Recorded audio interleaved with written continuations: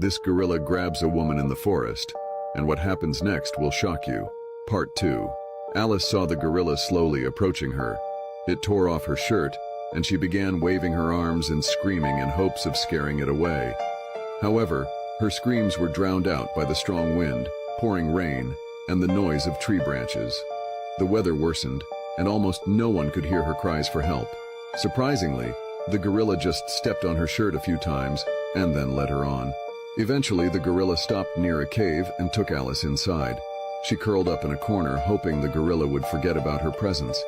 Suddenly, she realized that throughout the ordeal, the gorilla had never harmed her. Perhaps the animal did not mean to do so. At that moment, the gorilla, which had not yet come close, seemed to indicate that it brought her there, seeking shelter from the elements. Gradually, Alice began to let go of her fear and was no longer afraid of the gorilla.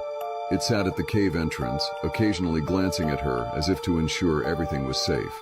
Over the past few hours, Alice felt as if the animal fully understood what had happened, realizing that she was injured and needed shelter in such harsh weather. When the rescue team arrived, she was very grateful to the gorilla.